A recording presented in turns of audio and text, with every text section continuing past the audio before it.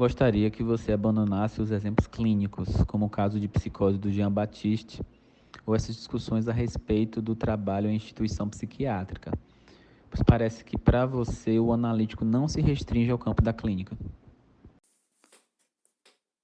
Vou propor um exemplo que não é nem psicótico nem individual. É o que ficou sendo chamado na França de fenômeno da rádio livre. Eu tomo esse exemplo justamente para ilustrar o fato de que, ao meu ver, a problemática analítica não deve se circunscrever unicamente em uma prática e em referências clínicas. No contexto dessa espécie de falência generalizada da esquerda na França, como pudemos ver na época de Giscard, o conjunto dos partidos de esquerda, de grupúsculos e grupelhos de extrema esquerda estavam reduzidos a um funcionamento completamente estereotipado e cortado de práticas sociais reais. A partir de 1977, com um grupo de amigos bastante informados do que então acontecia na Itália, tivemos a ideia de tentar começar alguma coisa em torno do questionamento do monopólio da radiodifusão. Na nossa cabeça, era algo que deveria questionar a utilização da mídia, sobretudo pelo regime giscardiano, que deveria questionar a ausência de democracia de expressão da mídia e que deveria também tentar experimentar o que poderia ser um outro modo de funcionamento dos pequenos grupos suscetíveis de se interessar por isso. Eu não vou desenvolver aqui toda a história das rádios livres na França. O que interessa é que o simples fato de introduzir um elemento tecnológico, uma rádio, ao mesmo tempo miniaturizada e fabricada artesanalmente em casa e com um mínimo de instrumental, teve uma eficiência semiótica surpreendente.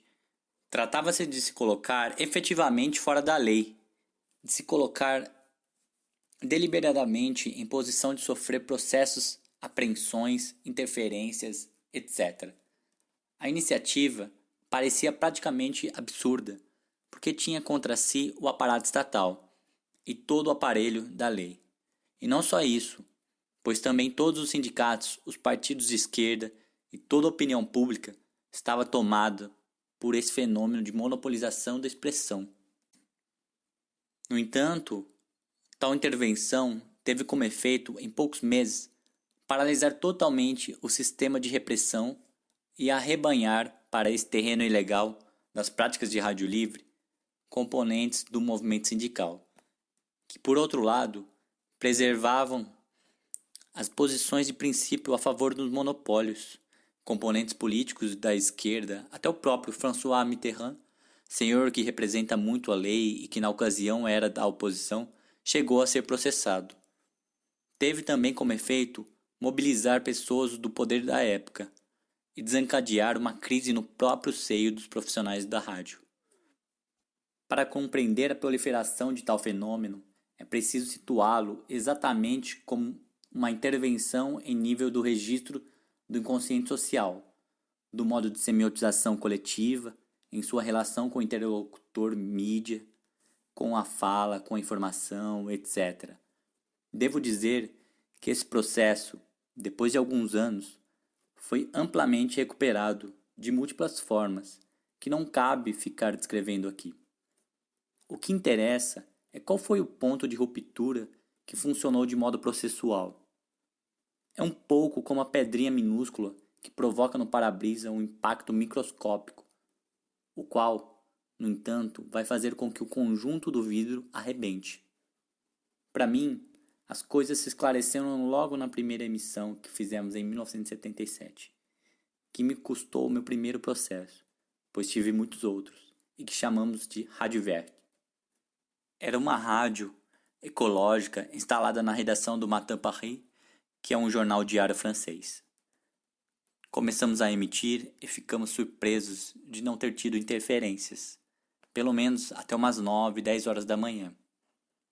Depois, nos demos conta de que essa era a hora em que o pessoal que poderia fazer interferência, de acordo com as convenções trabalhistas, estava retomando o trabalho. Mas mesmo nesse espaço estreito de tempo, pudemos fazer a primeira emissão, que escapou do esquadrinhamento da informação. Então, o que é isso?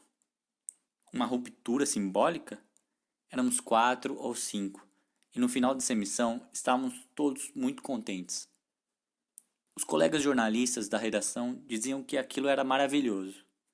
No entanto, me surpreendeu constatar que o técnico que estava fazendo a emissão e que era ecologista torcia o nariz e visivelmente não participava de nosso entusiasmo, dessa impressão de ter feito um mini ato histórico de ruptura.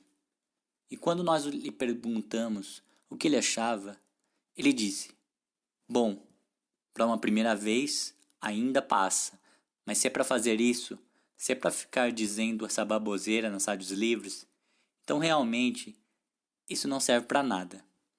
Se a gente vai se meter a fazer rádio livre, só vale a pena se for para fazer programas incríveis." E ele nos fez uma discussão. Nós nos olhamos e nos perguntamos se ele não teria razão. Mas junto conosco estava um amigo italiano que tinha sido um dos promotores das rádios livres na Itália, sobretudo a Radialice, de Bolonha. Ele se dirigiu ao técnico com ar de gozação e lhe disse: "Você não entendeu nada. A rádio livre não é isso que você supõe. O que importa nas rádios livres, o que é eficaz, é que a primeira vez que as pessoas captam uma rádio livre e escutam um barulhão, uma bagunça danada, o microfone caindo, todo mundo falando ao mesmo tempo, as pessoas se dizem: ah, então rádio pode ser isso." E é isso que de repente abre o que eu denomino um universo de possíveis totalmente diferente. Esse tipo de revolução molecular vocês a encontram também em uma determinada época no jornalismo. Célestin Freinet, grande inovador da pedagogia, que vocês certamente conhecem, fez uma revolução desse tipo, montando jornais com crianças. Ele mostrou que a expressão escrita, impressa ou a expressão do desenho, da pintura, também podia ser outra coisa. Essa abertura de um outro modo de expressão, essa abertura de outras potencialidades, é algo que, evidentemente, muda os modos de subjetivação coletiva. Uma maneira de subjetivar uma classe escolar, um grupo sindical, a vida de comunicação num bairro ou numa aldeia, pode ser radicalmente transformada pela simples intrusão de um processo maquínico desse tipo. Antes mesmo que haja um desenvolvimento qualquer, antes mesmo que a história, as relações de força se modifiquem, podem surgir possíveis. Agora, voltando ao freudismo, o que Freud fez com uma certa escuta da histeria? Ele descortinou um novo tipo de universo de possíveis, um novo modo de semiotização da subjetividade, no seio do qual se engolfaram depois considerações teóricas, grupos, tendências, práticas, etc. Mas no início, o que Freud produziu foi uma ruptura dos universos de referência. Para mim, o ato analítico não é algo que pode centrar-se na interpretação do analista em determinada sequência de discurso. É aquilo que, vindo de tais ou quais elementos de singularidade, pode fazer surgir, completamente armados, outros tipos de possíveis, numa situação onde tudo parecia pré-determinado, pré-inscrito, em modos estratificados de subjetivação, em modos de redundância, de expressão, etc. Representam revoluções analíticas dessa natureza, associação livre e os modos de ruptura assignificante, os quais aparecem ao mesmo tempo na literatura, no surrealismo, na pintura, etc. Hoje, podemos considerar que a saída de um impasse, qualquer que seja ele, sempre implica que um processo de singularização possa surgir, possa presentificar a problemática sob novos ângulos, possa criar flutuações produtoras de um outro tipo de equilíbrio, de um outro tipo de ordem. É o que Ilya Prigogine e Isabelle Tenger chamam de flutuações fora do equilíbrio, estruturas longe do equilíbrio. Em outras palavras, as formações do inconsciente aparecem aqui como algo que está para ser eventualmente produzido, encontrado, articulado, montado, e não algo a ser buscado, encontrado ou recomposto a partir de universais da subjetividade. Concordo com você que existem diferentes níveis, diferentes dimensões, e que a psicanálise, até onde posso perceber, não dá conta de todos eles. Só que não acho que ela deva fazê-lo.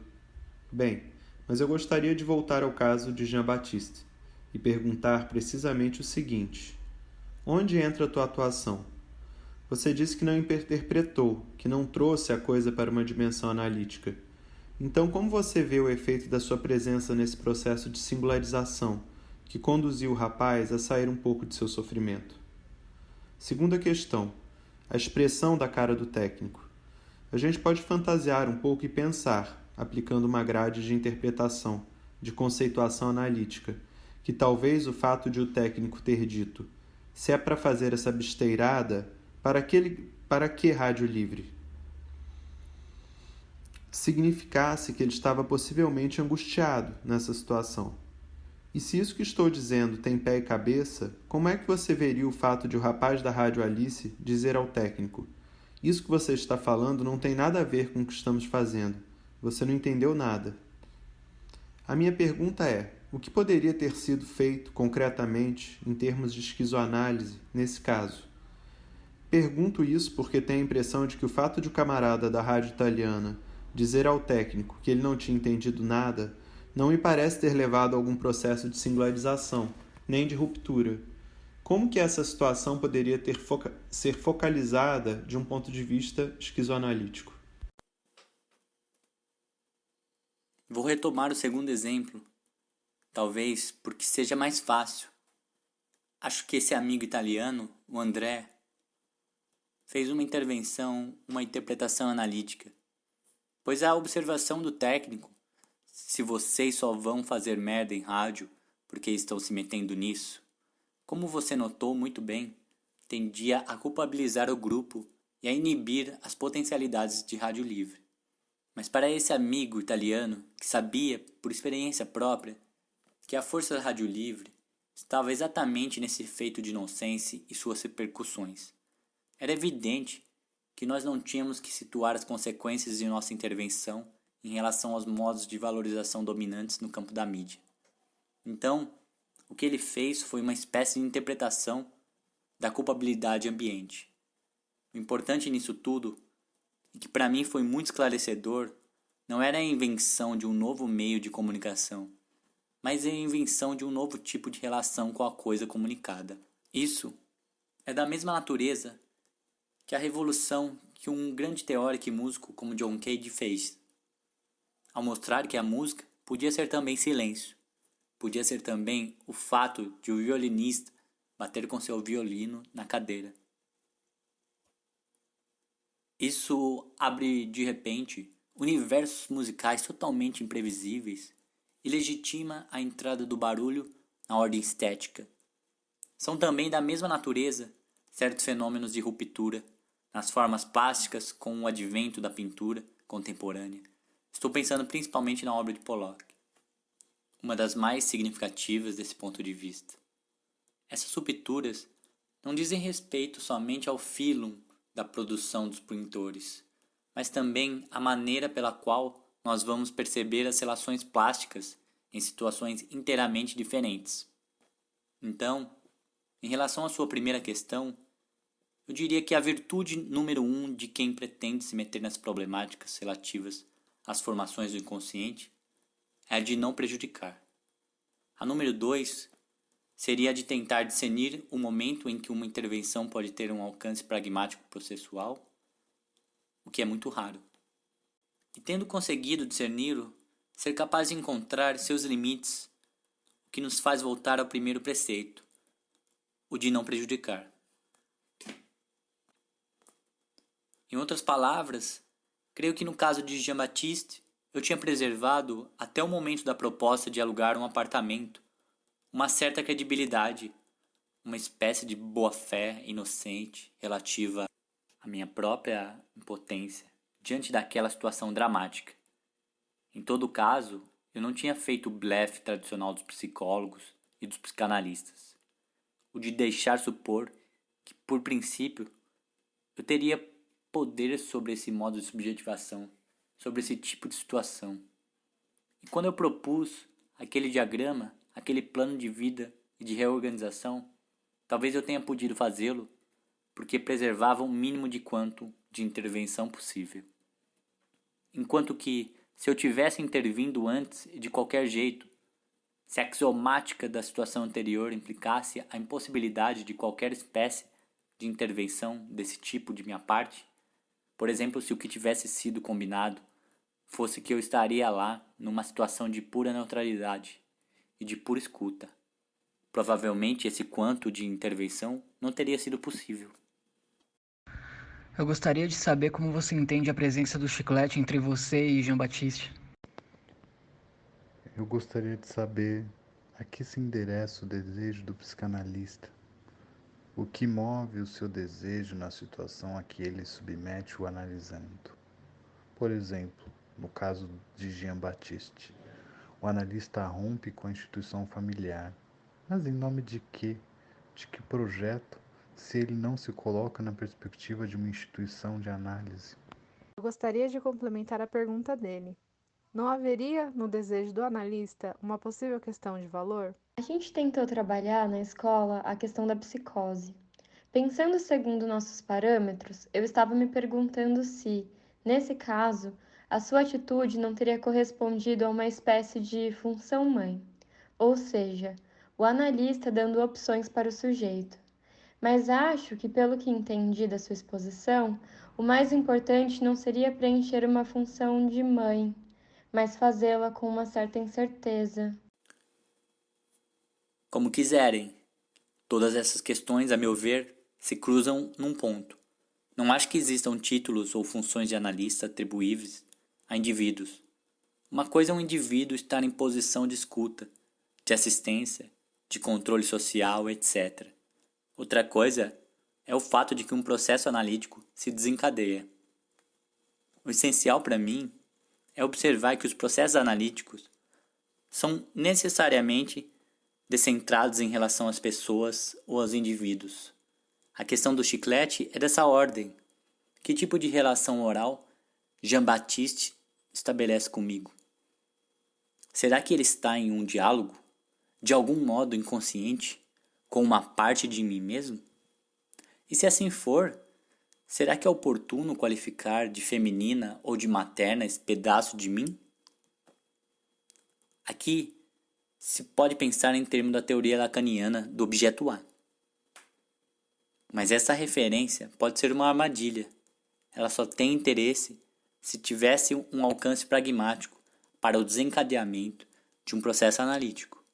Caso contrário, é apenas uma fantasia que, enquanto tal, não tem alcance algum. É claro que a partir do momento em que há um desejo do analista, é porque, para começo de conversa, há um analista.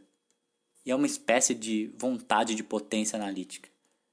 Se é que dá para falar assim, uma expectativa de resultado, uma modelização comportamental. Isso não quer dizer que a questão do desejo não se coloque. Mas para mim, ela se coloca exatamente como a questão da transferência, isto é, como uma armadilha mortal. Poderíamos dizer que sempre que ocorre a transferência é que se instaurou uma situação de alienação, o que provavelmente funciona como obstáculo aos verdadeiros processos analíticos. Na época de minha carreira de analista tradicional, eu tinha estabelecido uma espécie de analogia entre todos os começos de análise. Cheguei até a confirmar isso com outros analistas. A mim, parecia que no começo dos tratamentos da primeira sessão até o quinto, sexto, sétimo mês mais ou menos, existia e se mantinha uma certa produtividade. No entanto, a partir daí acontecia uma espécie de fenômeno global de massificação, de solidificação, correspondendo à instauração dos fenômenos de transferência, que funcionariam durante anos a fio, como um verdadeiro fenômeno de implosão dos processos analíticos.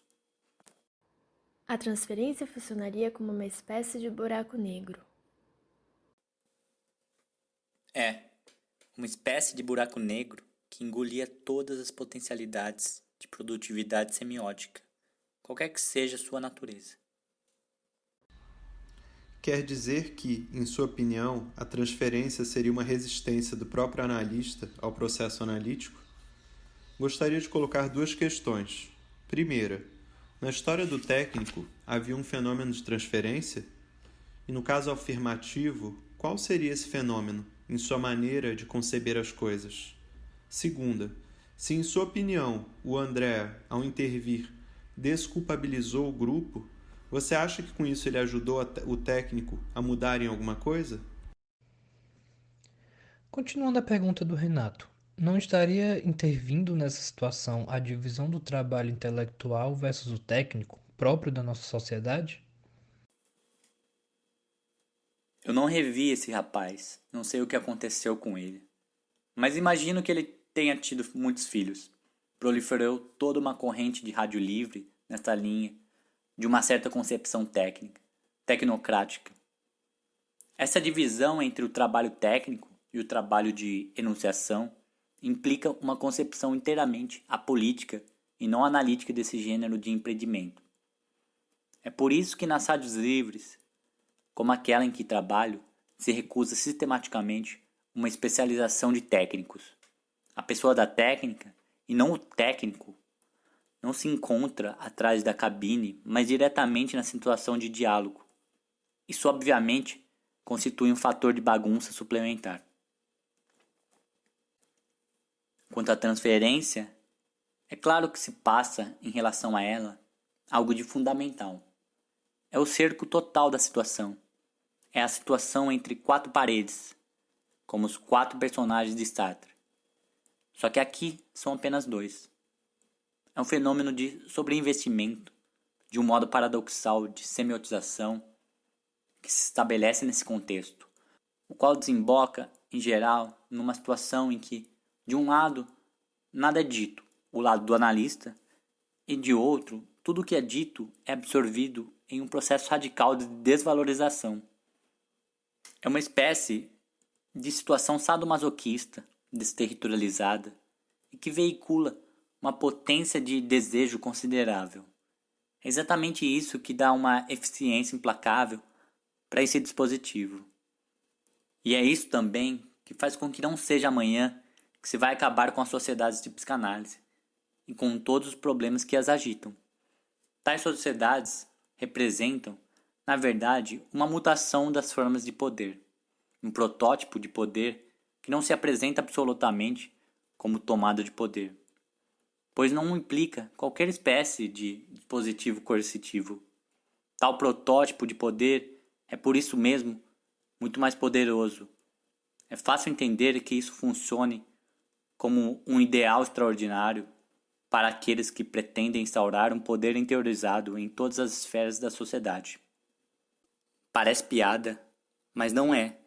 Na França, não sei se o mesmo se passa no Brasil, há centenas de instituições para a criança.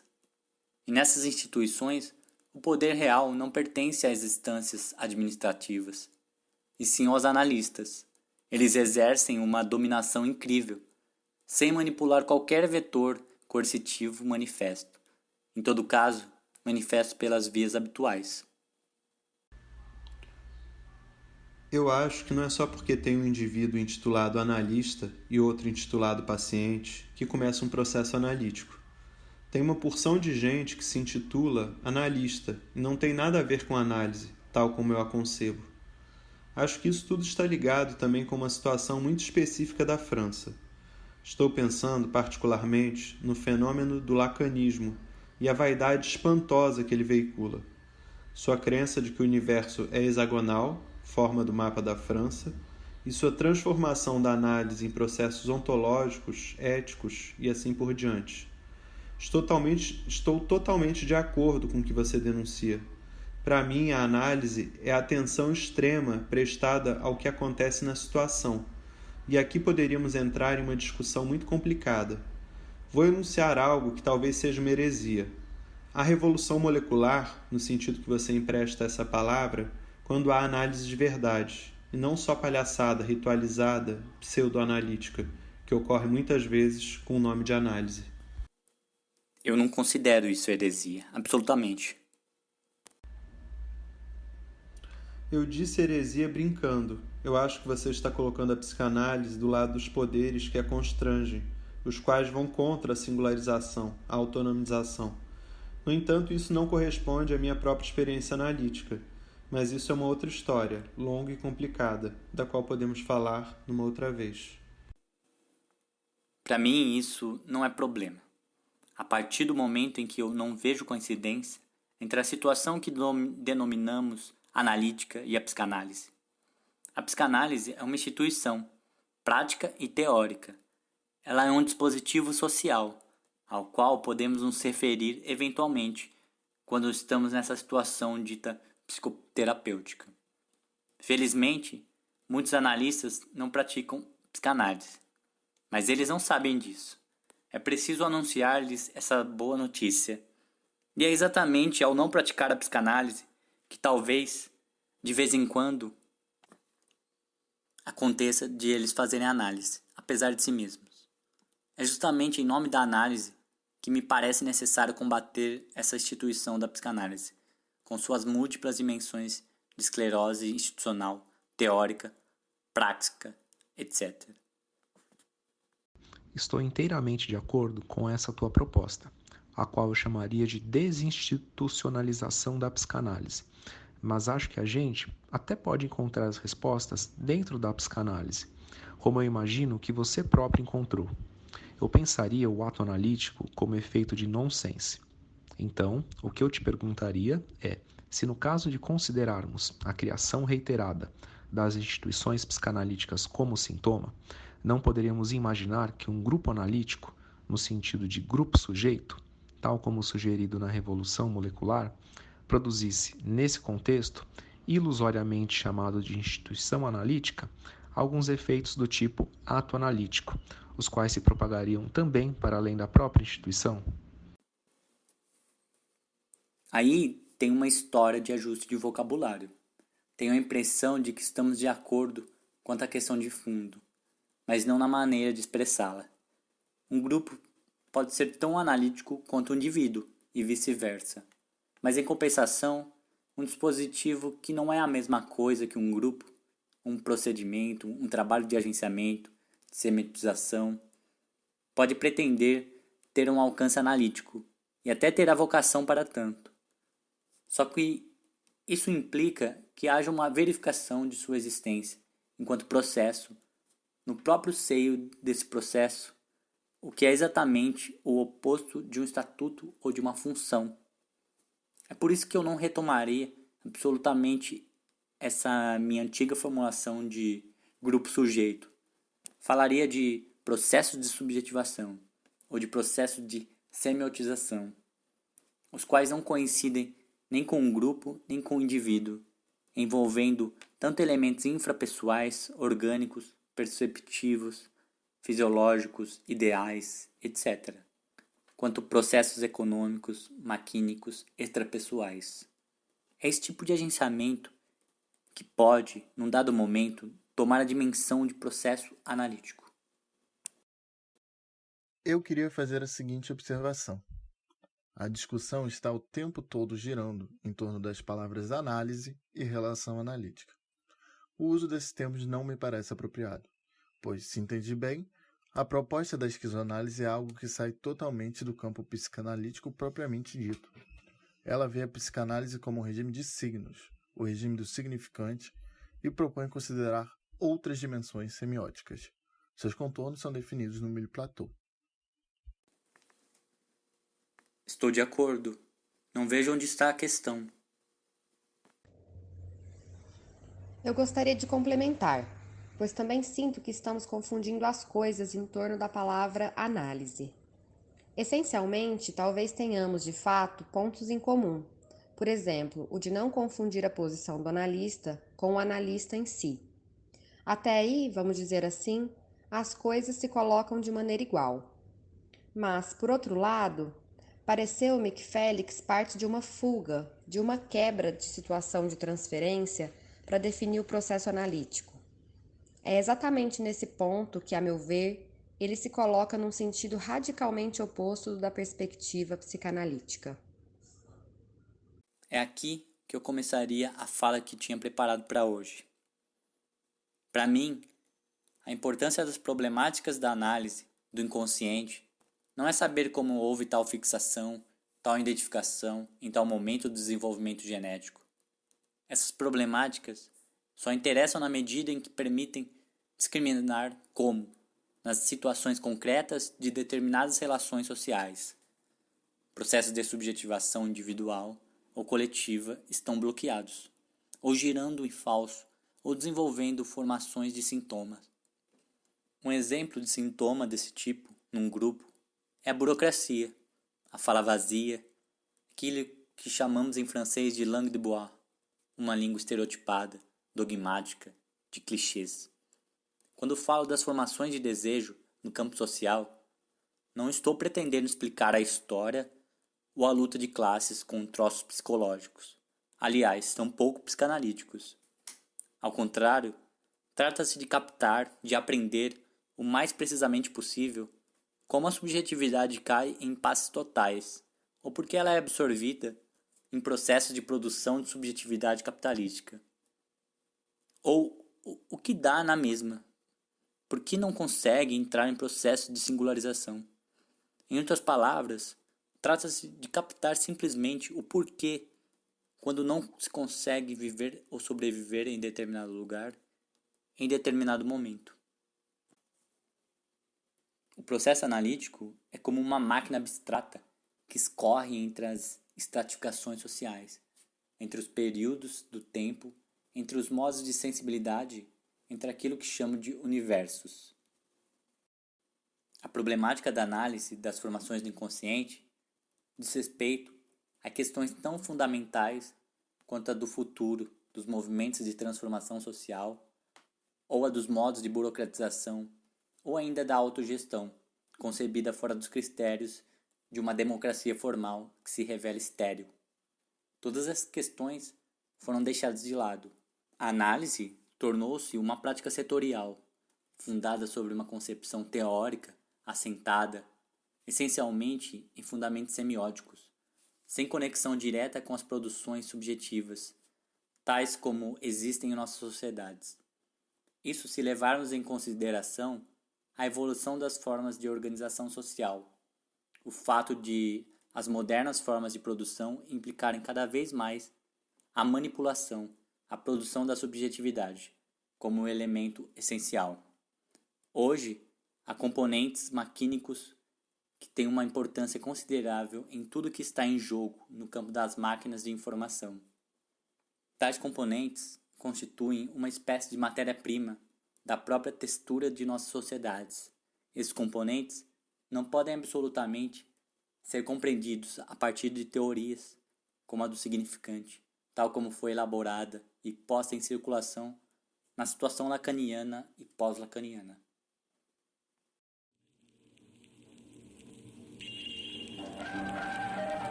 Félix Guattari, em trecho de reunião da Escola Freudiana de São Paulo, em 25 de agosto de 1982.